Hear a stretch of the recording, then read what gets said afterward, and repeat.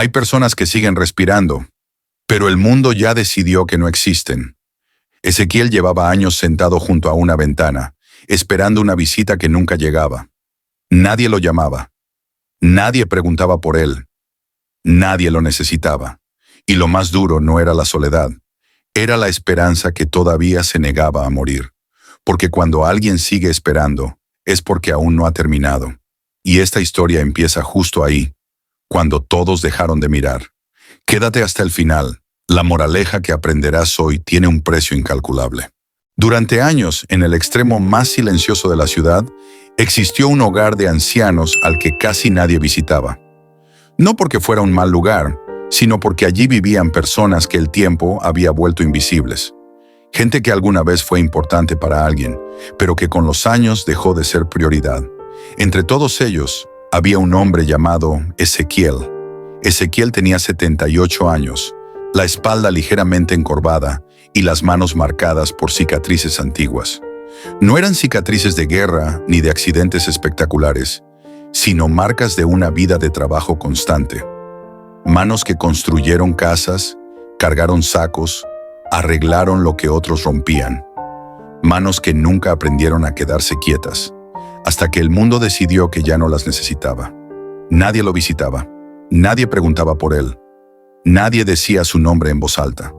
Los empleados del hogar eran amables, pero distantes. Para ellos, Ezequiel era el señor de la habitación 23, el que siempre se sentaba junto a la ventana por las tardes, mirando la calle como si esperara algo que nunca llegaba. Y sin embargo, Ezequiel sí esperaba. No sabía exactamente qué, no sabía cuándo, pero su corazón, cansado pero terco, se negaba a rendirse del todo. Cada mañana se levantaba temprano, se vestía con la misma pulcritud de cuando trabajaba y acomodaba su cama con cuidado. No porque alguien se lo exigiera, sino porque todavía se respetaba a sí mismo. Luego se sentaba en su silla, apoyaba el bastón a un lado y miraba la vida pasar desde la ventana. Desde allí veía niños correr, madres apuradas, hombres distraídos con sus teléfonos. Veía el mundo seguir adelante sin detenerse un segundo a pensar en quiénes se habían quedado atrás. Ezequiel no siempre estuvo solo. Años atrás tuvo una familia, una esposa dulce, trabajadora, de risa fácil. Tuvieron un hijo al que amó con todo lo que tenía, aunque no siempre supo demostrarlo. La vida no le enseñó a hablar de sentimientos. Le enseñó a trabajar, a resistir, a callar. Cuando su esposa enfermó, Ezequiel estuvo allí. No faltó un solo día. La cuidó, la alimentó, la sostuvo cuando ya no podía caminar sola. El día que ella murió, algo dentro de él se quebró para siempre. Su hijo, ya adulto, tomó decisiones rápidas. Dijo que era lo mejor, que su padre no podía vivir solo, que el hogar de ancianos era un lugar seguro. Ezequiel no discutió, nunca fue de discutir. Solo tomó su pequeña maleta, guardó algunas fotos viejas y se fue sin mirar atrás. Pensó que sería algo temporal. Pensó que su hijo volvería por él. Pensó que todavía importaba. Pasaron los meses, luego los años. Las visitas se hicieron escasas, después inexistentes. Al principio justificaba la ausencia, el trabajo, los problemas, la vida moderna. Con el tiempo dejó de justificar. Simplemente aceptó. Pero aceptar no significa olvidar. Cada noche, antes de dormir, Ezequiel hablaba en silencio con Dios. No para pedir cosas grandes. Solo pedía no volverse amargado. Pedía no perder la capacidad de sentir. Pedía que, si su vida ya no tenía valor para otros, al menos siguiera teniéndolo para algo más grande que él. Un invierno especialmente frío cambió todo. Una noche, uno de los empleados encontró a Ezequiel temblando en su habitación. La calefacción había fallado y su cuerpo ya no resistía como antes. Fue trasladado de urgencia al hospital municipal.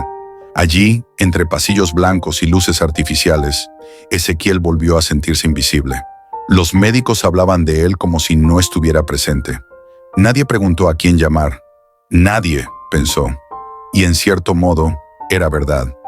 Lo que nadie sabía era que, a pocas calles de allí, una joven llamada Clara estaba viviendo el peor día de su vida.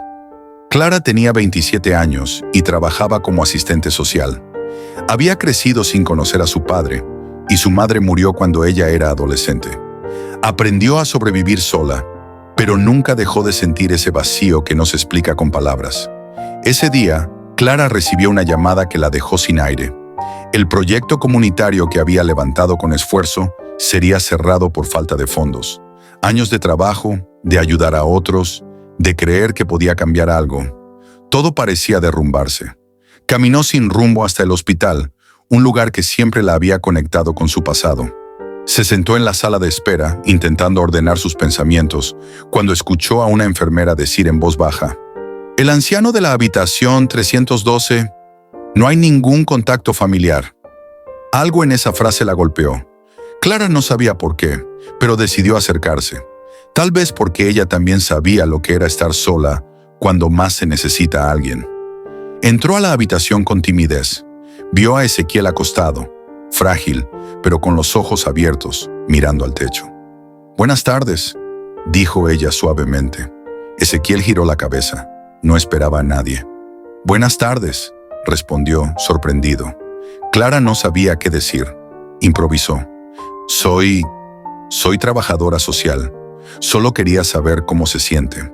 Ezequiel sonrió con una sonrisa cansada. «He tenido días peores», dijo, «y otros mejores. Este está en el medio». Clara rió suavemente. Se sentó a su lado. Empezaron a hablar. Primero de cosas simples, del clima, de la ciudad, del tiempo. Luego, sin darse cuenta, hablaron de la vida.